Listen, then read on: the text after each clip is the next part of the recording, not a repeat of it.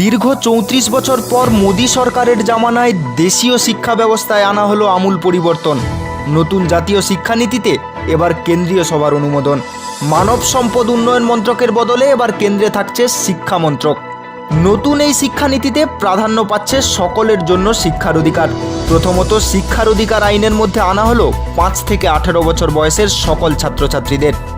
২০২৫-এর মধ্যে নিশ্চিত হবে সকলের প্রাথমিক শিক্ষা। উচ্চশিক্ষার ক্ষেত্রে পড়ুয়াদের জন্য থাকছে নতুন সুযোগ। শিক্ষার ক্ষেত্রে সমান অধিকারযোগ্য শিক্ষা। শিক্ষা প্রতিষ্ঠানের প্রতি সকলের পৌঁছানোর ক্ষমতা সংক্রান্ত বিভিন্ন দিক থাকবে এনইপি এর আওতায়। নতুন নীতি অনুযায়ী একাধিক বিষয় নিয়ে পড়াশোনা করবার সুযোগ পেতে চলেছে পড়ুয়ারা। এছাড়াও একাধিক ভাষায় পড়াশোনার অধিকার দেওয়া হবে। প্রাথমিক শিক্ষাক্ষেত্রেও আনা হলো বেশ কিছু পরিবর্তন। বর্তমান 10+2 শিক্ষা মডেলের পরিবর্তে আনা হচ্ছে 5-3-3-4 মডেল। কার্যত নিষ্ক্রিয় করা হলো মাধ্যমিক পরীক্ষা। মিশিয়ে দেওয়া হলো নবম, দশম, একাদশ ও দ্বাদশ শ্রেণীকে। আপাতত চূড়ান্ত মূল্যায়ন হিসাবে থাকছে উচ্চ মাধ্যমিক পরীক্ষা। একাদশ ও দ্বাদশ শ্রেণীতে থাকছে না কোনো বিষয়ভিত্তিক বিভাগ, অর্থাৎ উচ্চ মাধ্যমিকে উঠে গেল বিজ্ঞান ও কলা বিভাগের তফাৎ। পছন্দ মতো বিষয় নিয়ে পড়তে পারবে ছাত্রছাত্রীরা।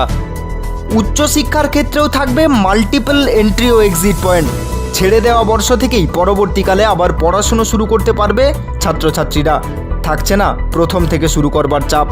নতুন শিক্ষানীতিতে থাকছে না এমফিল ডিগ্রিও। স্নাতকে 4 বছর পর্যন্ত অনার্স কোর্স পড়া যাবে, স্নাতকোত্তর কোর্স করা যাবে 1 বছরেও। এই নতুন শিক্ষানীতি সম্পর্কে দেশবাসীকে পরে আস্তে আস্তে বিশদে অভিহিত করা হবে বলে জানানো হয়েছে শিক্ষা মন্ত্রক তরফে।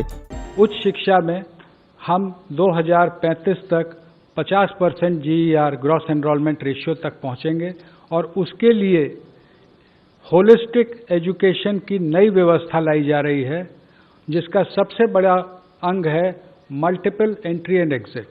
Multiple entry and exit system में ये रहेगा कि 1 साल के बाद सर्टिफिकेट, 2 साल के बाद डिप्लोमा, 3 या 4 साल के बाद डिग्री, यानी और multiple entry through academic bank of credit. जो नीचे बुलेट है कि मेरे जो क्रेडिट फर्स्ट ईयर के हैं, सेकेंड ईयर के हैं, जैसे बैंक के सेविंग अकाउंट होते हैं वैसे ही एकेडमिक क्रेडिट में डिजी लॉकर हमारे वहाँ पर क्रेडिट रहेंगे। ये भी व्यवस्था रहेगी मल्टीपल एंट्री और एग्जिट में कि जो लोग 4 साल का डिग्री प्रोग्राम करेंगे, जो आगे रिसर्च में जाना चाहते हैं उनके लिए अलग व्यवस्था 4 साल डिग्री प्रोग्राम। जो नौकरी में जाना चाहते हैं, जैसे हम लोग यहाँ पर हैं, तो हम लोग 3 साल के डिग्री प्रोग्राम यथावत पूर्व की भांति रहेंगे, लेकिन 4 year degree program and direct no MPhil they can go to PhD। Multiple disciplinary education की जो हम लोग बात कर रहे हैं उसमें मेजर और माइनर की व्यवस्था होगी। जो मेजर प्रोग्राम जो डिसिप्लिन का है उसके अलावा माइनर प्रोग्राम भी लिए जा सकते हैं। इसका फ़ायदा ये होगा, 2 फायदे, जो कि म्यूज़िक में रुचि रखते हैं लेकिन उसके लिए फॉर्मल उनको कोई व्यवस्था नहीं रहती है। नई व्यवस्था में मेजर और माइनर्स के माध्यम से ये व्यवस्था रहेगी कि व्यक्ति मल्टी डिसिप्लिनरी वेल राउंडेड अपने इंटरेस्ट के हिसाब से इंजीनियरिंग और म्यूज़िक अगर सीखना चाहता है, अगर वहाँ संस्थानों को मल्टी डिसिप्लिनरी बनाया जाएगा, यूनिवर्सिटीज़ को मल्टी डिसिप्लिनरी बनाया जाएगा, वहाँ वो शिक्षा ले सकता है। Graded autonomy of autonomous colleges, ये आप में से प्रायः बहुत लोग अवगत होंगे कि हमारे देश में लगभग 45,000 कॉलेजेस हैं जिनको हम संबद्धता प्राप्त एफिलिएटेड कॉलेजेस कहते हैं। किसी किसी विश्वविद्यालय में तो इनकी संख्या 800 तक पहुंच गई, जिसके कारण न केवल गुणवत्ता में गिरावट आती है बल्कि विश्वविद्यालय परीक्षा केंद्र ही बने रहते हैं, लगातार वहाँ परीक्षा चलती रहती है।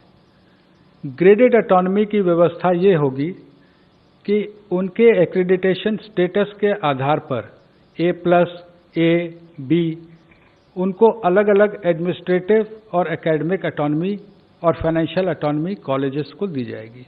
जो A+ हैं वो ज़्यादा ऑटोनॉमी पाएंगे, A वाले उससे कम, और B ग्रेड में जो रहेंगे उनको कहा जाएगा कि आप अपने आप में सुधार लाएं, तब आपको आगे इसमें व्यवस्था की जाएगी।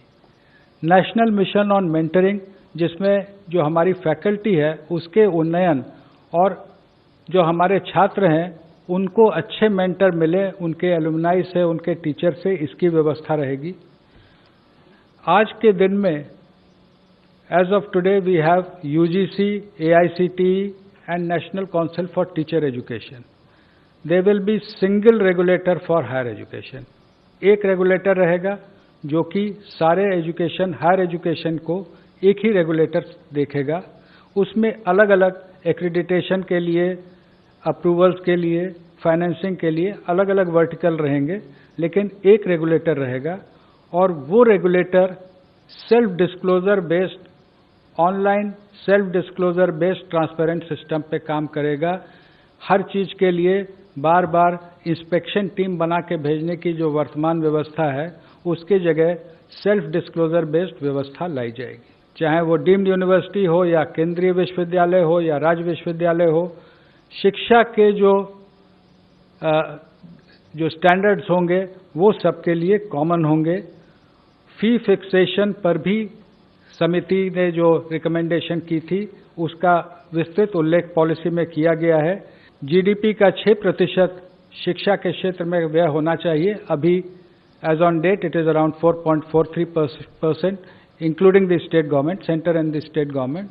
That we will work together, that is the central government, state governments will work together to achieve 6%. Use of technology, इसमें 4 मुख्य हैं। शिक्षा की जो योजना बनेगी, education planning, teaching, learning and assessment, जो समस्याएं आज देखने को आ रही हैं विशेषमेंट में एग्जाम के बारे में, टीचिंग, लर्निंग एंड असेसमेंट में हम टेक्नोलॉजी का इस प्रकार उपयोग करेंगे कि सेमेस्टर वाइज सेमेस्टर के उपयोग से 360 डिग्री असेसमेंट होगा। उसका उल्लेख जब स्कूल में आएंगे तो आप हमारे सहकर्मी करेंगी। मैंने पहले भी कहा, access to the disadvantage could be economical, disadvantage could also be due to differently abled persons. उनके बारे में भी विशेष उल्लेख है कि दिव्यांगजनों के लिए टेक्निक का और टेक्नोलॉजी का उपयोग कर हम उनको शिक्षा में आगे बढ़ाएंगे। लेकिन इस बार जो है वो early childhood care and education के लिए एक पूरा करिकुलम बनाने की बात है। और करिकुलम के अलावा यूनिवर्सलाइजेशन, जो सस्टेनेबल डेवलपमेंट गोल्स में भी जो लिखा हुआ है, तो इस शिक्षा को जो पूर्व प्राथमिक शिक्षा होती है उसकी यूनिवर्सलाइजेशन की बात की गई है। इसका जो करिकुलम है वो एनसीईआरटी के द्वारा डेवलप होगा और 3 से 6 वर्ष के जो बच्चे हैं, जो आंगनवाड़ी में भी पढ़ते हैं, कुछ बच्चे प्री स्कूल में भी पढ़ते हैं, उन दोनों सिस्टम्स को 2030 तक, जो हमारे बच्चे आउट ऑफ स्कूल हैं वो हर एक बच्चे को हमें वापस लाना है। ब्यूरो रिपोर्ट, स्टार अनुभव न्यूज, कोलकाता।